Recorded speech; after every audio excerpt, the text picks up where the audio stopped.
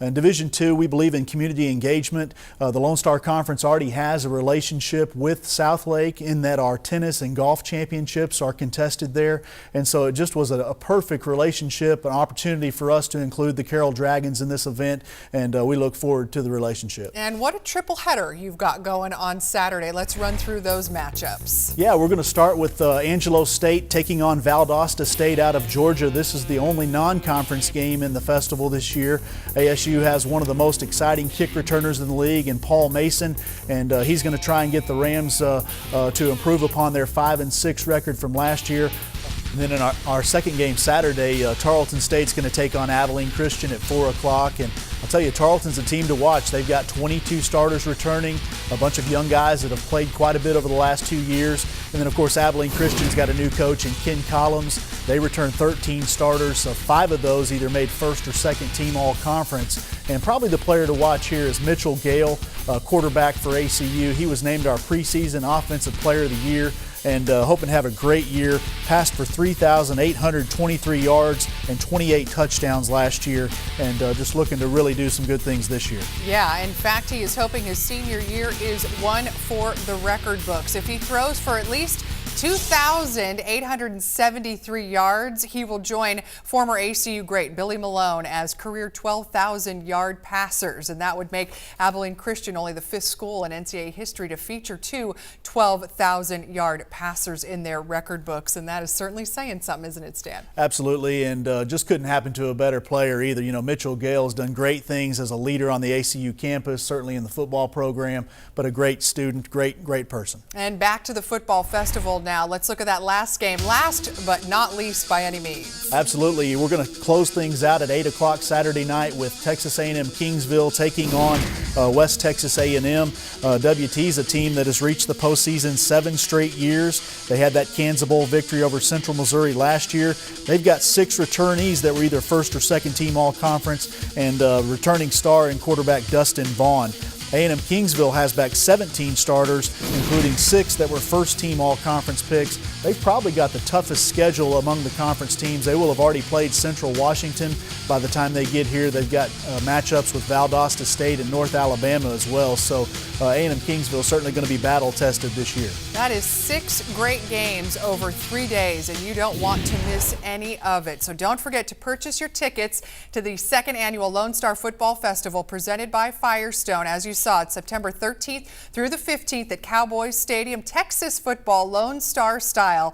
Go to LoneStarConference.org for more information. They set a LSC record, 24,000 plus fans. Let's help them surpass that this year. How about that, right? Yeah, set a new record. That'd be great, wouldn't it? And hopefully everyone will head on out. Football season just around the corner. Looking forward to that weekend. Up next, we preview men's and women's cross-country season. That's next here on the Lone Star Conference Showcase.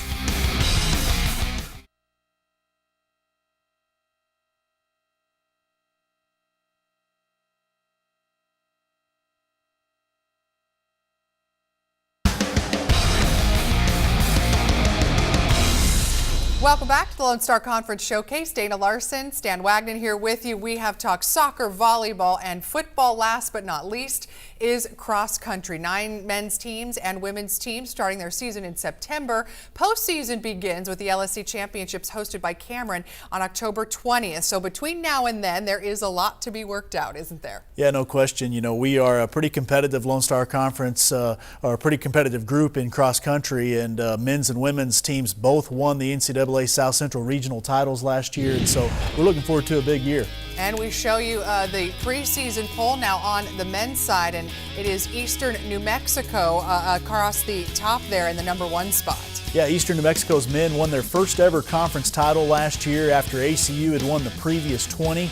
And like I said, they went on to win the regional title. Going to be a bit of a challenge this year as their head coach has just left to go back to his native Florida. But they've got a lot of great athletes, and looking forward to competing, and certainly they're the favorite. And on the women's side, it is Midwestern State that is the favorite. favorites, the Mustangs, the unanimous choice on this one. That's right. You know, MSU is a 4-time defending conference champions. As I mentioned, they went on to claim the South Central Regional title last year. Also had a best ever 11th place showing at the national meet, and so they're looking for big things. They've got juniors Ashley Flores and Janelle Campbell back.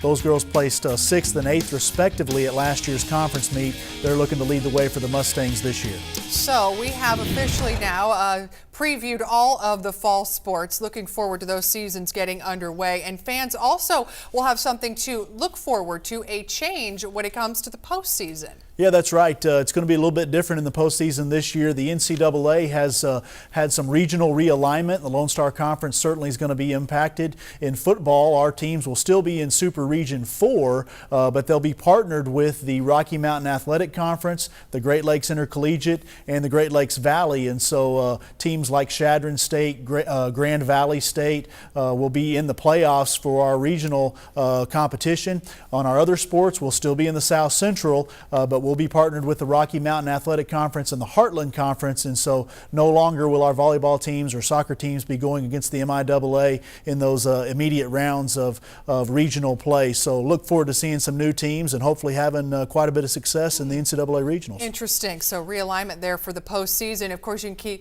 keep up to date on all of this news on LoneStarConference.org, that great website, and follow along on Twitter as well at LoneStarConf, right? Your Twitter handle. Right. And we like the hashtag too. It's pretty interesting. We're the one. Explain that to us. Yeah, you know, the conference came up with the tagline of "We're the one," and essentially what we're trying to do there is tell our story about who we are as a conference. You know, many times we get the question, "Are you the conference that Darryl Green used to play in?" Well, yeah, we're the one. You know, are you the conference that is hosting those games at Cowboys Stadium? Well, yes, we're the one. And so it gives us an opportunity to start a sentence and then finish it by telling the story about who we are as a conference. And so certainly we invite fans to follow us at Twitter, and when they do, to use that hashtag "We're the One." Stan, great stuff. Thanks so much for being with us once again. That will do it for us here on this edition of the Lone Star Conference Showcase. We'll see you again next time.